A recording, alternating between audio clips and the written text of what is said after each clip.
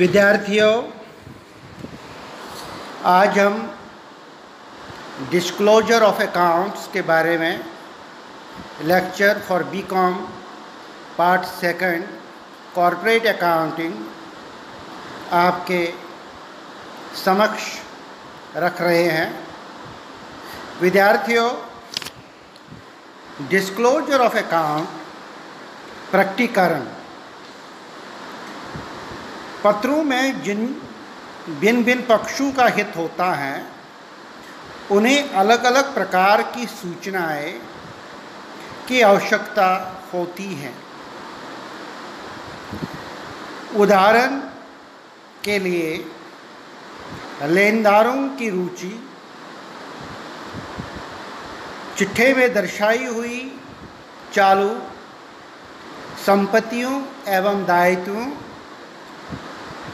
में होती है, जबकि प्रबंधक चिट्ठों में प्लांट के मूल्य को तथा लाभ हानि खाते में आय व्यय के विवरण को अधिक महत्व देते हैं। अंशधारियों, जिनको हम शेयर होल्डर्स कहते हैं, का हित चिट्ठों से स्थिर दायित्वों और पूंजी की संरचना में अधिक होता है तथा लाभ हानि खाते में आय के विवरण में अधिक होता है। विद्यार्थियों, ये महसूस किया गया है कि कोई भी विवरण पत्र ऐसा नहीं हो सकता जो सभी पक्षों को संतुष्ट कर सके। इसके लिए हमारे जो अकाउंट्स रिलेटेड एक्सपर्ट्स होते हैं उनका सुझाव दिया जाता है कि प्रत्येक उद्देश्य की पूर्ति के लिए विवरण पत्र तैयार किए जाने चाहिए तथा विवरण पत्र सामान्य उपयोग के उद्देश्य से तैयार किए जाने चाहिए। प्रकटीकरण के दो प्रकार है, या दूसरे शब्दों में हम कह सकते हैं डिस्क्लोजर ऑफ अकाउंट्स को दो भागों में बांट दिया गया है। नंबर 1, जिसको हम स्टैट्यूटरी डिस्क्लोजर कहते हैं, और दूसरा वॉलंटरी डिस्क्लोजर। स्टैट्यूटरी डिस्क्लोजर वो डिस्क्लोजर होता है जो कंपनी अधिनियम अथवा अन्य अधिनियम के अंतर्गत संस्था के अंतिम खातों में जिन बातों को प्रकट करना अनिवार्य है उसको स्टैट्यूटरी डिस्क्लोजर वैधानिक प्रकटीकरण कहते हैं। उदाहरण के तौर पर अगर इसको समझने की हम कोशिश करेंगे तो चिट्ठा सारांश अथवा कंपनी का सामान्य व्यवसाय विवरण, ऊर्जा का संरक्षण आदि इसमें सम्मिलित होता है। इसके अतिरिक्त वॉलंटरी डिस्क्लोजर, जिसको ऐच्छिक प्रकटीकरण कहते हैं, इसके अंतर्गत प्रगतिशील कंपनियां अपने शेयर होल्डर या अंशधारियों को स्वेच्छा से अधिक सूचनाएं प्रदान करती हैं जो वैधानिक दृष्टिकोण से आवश्यक नहीं हैं। कॉन्स्टिट्यूशनली या एथिकली उनको आवश्यकता नहीं होती है, परंतु तब भी हम अपने अंशधारियों के हित को ध्यान में रखकर कंपनियां उनके कहने पर ऐसे सूचनाएं प्रकट करती रहती हैं जिससे कि उस कंपनी के बारे में उनको सही जानकारी प्रदान की जा सके। इसमें कुछ चीज़ें ऐसी हैं जैसे कि कंपनी का एडिकेसी ऑफ इंटरनल कंट्रोल क्या है, हमारा फाइनेंशियल रिव्यू अगर लास्ट ईयर हुआ है उसकी प्रगति क्या है, हमारे रिसोर्सेज और कंपनी का लिक्विडिटी क्या है और लिक्विडिटी रेशो क्या है, हमारे कंपनी के अंतर्गत ह्यूमन रिसोर्स डेवलपमेंट, जिसको मानव संसाधन विकास भी कहते हैं, के बारे में कौन सी प्रमुख सूचनाएं हैं तथा सामाजिक उत्तरदायित्व के लिए या सोशल रिस्पॉन्सिबिलिटी या कम्युनिटी डेवलपमेंट के लिए कंपनी द्वारा किए गए कार्य का उल्लेख, ये सब बातें वॉलंटरी डिस्क्लोजर के अंतर्गत आते हैं। स्टैट्यूटरी डिस्क्लोजर की सूचना प्रदान करना हर कंपनी का दायित्व है, परंतु वॉलंटरी डिस्क्लोजर ये उनके प्रबंधकों पर आधारित हैं कि वो उन सूचनाओं को किस फॉरम में अपने अंशधारियों को प्रस्तुत कर सकते हैं। डिस्क्लोजर की जहाँ तक विधियाँ हैं, उसमें 3 प्रकार की विधियों पर हम बात कर सकते हैं। एक कि बैलेंस शीट को बनाना, दूसरा इनकम स्टेटमेंट का बनाना, तैयार करना, और तीसरा अन्य विवरण पत्र। अब जब हम बैलेंस शीट की बात करते हैं तो किसी भी कंपनी के अंतिम दिन की आर्थिक स्थिति का ये चित्र है। इसके 2 पक्ष होते हैं, एक संपत्ति पक्ष और एक दायित्व पक्ष। संपत्ति पक्ष को हम एसेट्स और दायित्व को हम लायबिलिटीज़ का रूप देते हैं। हर कंपनी साल के अंत में बैलेंस शीट बना देती है, जिसमें लेफ्ट हैंड साइड में आपका लायबिलिटीज़ और एसेट्स साइड में राइट हैंड साइड में आपका एसेट्स दर्शाया जाता है। विद्यार्थियों, अगर हम T format balance sheet in liquidity form की बात करेंगे तो इसमें 4 कॉलम्स होते हैं, liability column, amount column, asset column और क्रेडिट कॉलम।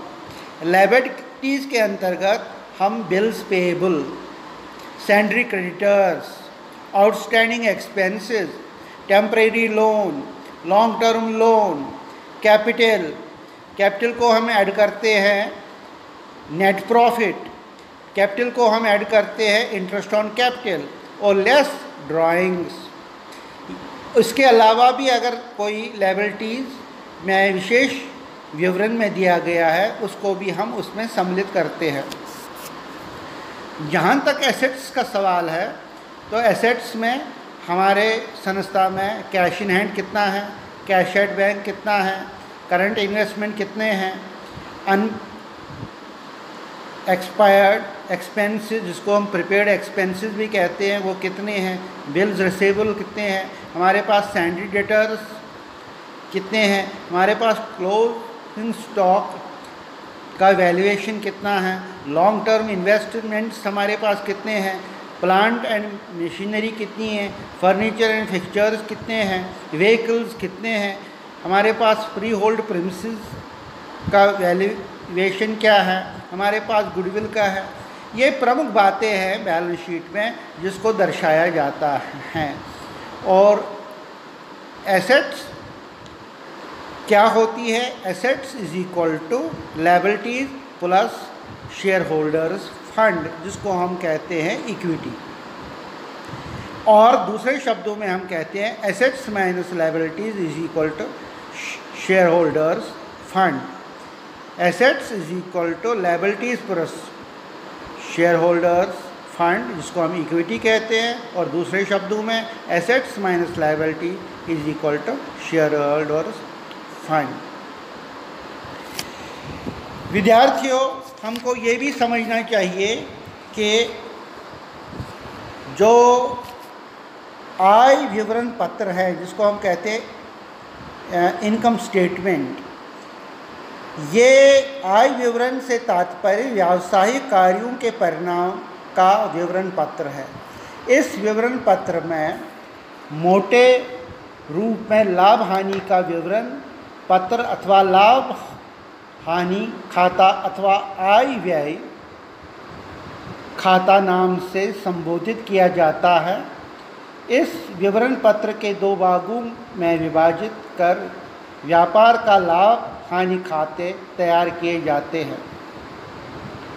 व्यापार खाता अवधि में व्यवसाय के कमाए गए सकल लाभ, जिसको हम ग्रॉस प्रॉफिट, या सकल हानि, जिसको हम ग्रॉस लॉस को प्रकट करता है और दर्शाते हैं, जबकि लाभ हानि खाता लेखा अवधि को कमाए गए शुद्ध लाभ अथवा शुभ हानि को प्रकट करता है। अतः ये खाता खातों की श्रेणी के अंतर्गत आता है और इसमें भी 4 कॉलम्स होते हैं, एक पर्टिकुलर्स, एक अमाउंट। ये डेबिट साइड में होता है और क्रेडिट साइड में पर्टिकुलर्स और अमाउंट। इसकी प्रविष्टियों के लिए पहला ओपनिंग स्टॉक, हमारे संस्था का ओपनिंग स्टॉक कितना है, हमारे परचेजेस कितने हैं, उस परचेज में हम परचेज रिटर्न लेस करते हैं। जो परचेज हमने प्राप्त किए मगर कुछ परचेज हमारे डिफेक्टिव निकले, हमने उन परचेजेस को वापस किया है। डायरेक्ट एक्सपेंसेस हमारे कितने हैं, वेजेस कितने हैं, कैरेज एंड कार्टेज का कॉस्ट कितना है, मैन्युफैक्चरिंग एक्सपेंसेस साल के कितने हैं, कोल वाटर गैस कितना है, फैक्ट्री लाइटिंग पर एक्सपेंसेस कितने हैं, फ्यूल एंड पावर के एक्सपेंसेस कितने हैं, मोटिव पावर के एक्सपेंसेस क्या है, इंपोर्ट ड्यूटी एंड फ्रेट के एक्सपेंसेस क्या है, वेज एंड सैलरी पर कितना खर्चा हुआ है, ऑक्ट्रॉय बिल कितना भरा है, आजकल जीएसटी कितना हमने जमा किया है, factory workshop rent rates and taxes कितने दिए हैं। ग्रॉस प्रॉफिट जो लास्ट में देखा जाता है वो, या net profit to gross profit, उसको लास्ट में दर्शाया जाता है। ये सब प्रविष्टियाँ डेबिट साइड में होती है, जबकि क्रेडिट साइड की प्रविष्टियाँ जो उसमें सेल्स लेस सेल्स रिटर्न, जो लोगों ने हमको माल वापस किया, उनको सेटिस्फैक्ट्री माल नहीं प्राप्त हुआ है, वो टोटल सेल्स में सेल्स रिटर्न लेस हो जाएगा। उसके बाद हमारे पास क्लोजिंग स्टॉक कितना है और ग्रॉस लॉस जो transfer to profit and loss account, या if net result is the gross loss. तो ऐसे प्रविष्टि को हम इनकम स्टेटमेंट या आय विवरण पत्र में दर्शाते हैं। इसके अलावा प्रॉफिट एंड लॉस अकाउंट में और भी प्रविष्टियाँ आ जाती हैं डेबिट साइड में, जिसको हम ऑडिट फीस भी कहते हैं, insurance premium, establishment expenses, upkeep of office buildings, general expenses, depreciation on assets, repairs and maintenance, interest on capital, interest on loan, loss by fire not covered by insurance, loss by theft, administrative and sales expenses, upkeep of delivery vans, insurance, carriage outwards, parking charges, selling and export charges, go down rent, bad debts, salesman's commission, expenses and commission, traveling expenses, advertisement expenses भी debit side के profit loss में दर्शाया जाता है। जबकि profit and loss account के credit side में interest received, discount received, commission received, rent received from tenants, income from investment, miscellaneous receipts, dividend income on shares, interest income on debentures, income from other sources, ये सब credit side की प्रविष्टियाँ हैं जो profit and loss में दर्शाई जाती हैं। विद्यार्थियों, जब हम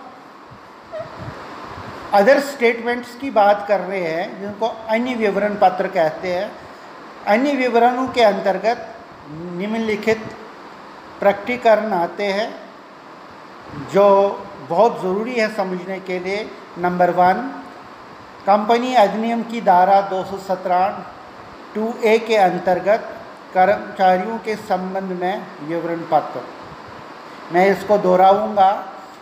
कंपनी अधिनियम की धारा 271 सब सेक्शन 2A के अंतर्गत कर्मचारियों के संबंध में विवरण पत्र। दूसरा पॉइंट, कंपनी अधिनियम की 217 सब सेक्शन E के अंतर्गत ऊर्जा के संरक्षण कंजर्वेशन ऑफ एनर्जी के संबंध में प्रपत्र A फॉर्म A में सूचना देना अनिवार्य हो जाता है। तीसरा, कंपनी अधिनियम की धारा 217 के अंतर्गत संचालकों के उत्तरदायित्व संबंधी विवरण पत्र डायरेक्टर्स रिस्पॉन्सिबिलिटी स्टेटमेंट देना भी आवश्यक हो जाता है। चौथा, अनुसंधान एवं विकास research and development technology development innovation के संबंध में जितने भी सूचनाएं हैं वो हमको देना भी आवश्यक हो जाता है। ये भी डिस्क्लोजर के अंतर्गत ही आता है। कॉर्पोरेट गवर्नेंस रिपोर्ट, इसका भी उल्लेख करना बहुत ही ज़रूरी हो जाता है। और लास्ट में कैश फ्लो स्टेटमेंट, जिसको रोकड़ प्रवाह विवरण भी कहते हैं, इसका भी हमको इस संबंध में सूचनाएं प्रदान करना आवश्यक हो जाता है।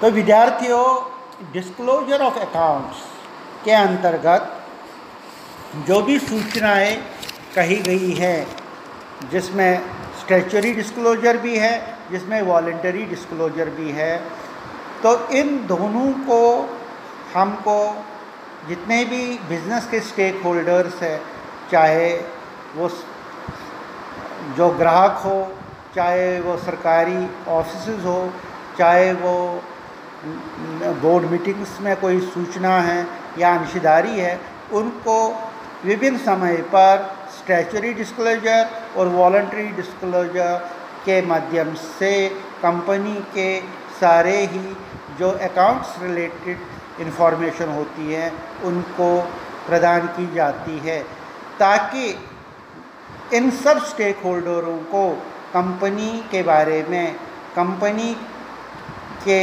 लाभ हानि खातों के बारे में, कंपनी के बैलेंस शीट के बारे में, कंपनी ने लाभ कमाया या हानि कमाया, कंपनी के सैंड्री क्रेडिटर्स कितने हैं, सैंड्री डेटर्स कितने हैं, लोन कितना है, इन्वेस्टमेंट कितना है, डे टू डे एक्सपेंसेस कितने हैं, सैलरी पर कितना खर्चा हुआ है, तो किन किन मदों में उसको आंतरिक अंकेक्षण के माध्यम से, मैनेजमेंट ऑडिट के माध्यम से इसको कमी ला सकती है, ताकि प्रॉफिट शेयर बढ़ जाए और कंपनी प्रॉफिट की ओर जाए और उसका लाभ अंशदारियों को डायरेक्ट मिल सके। बहुत बहुत धन्यवाद।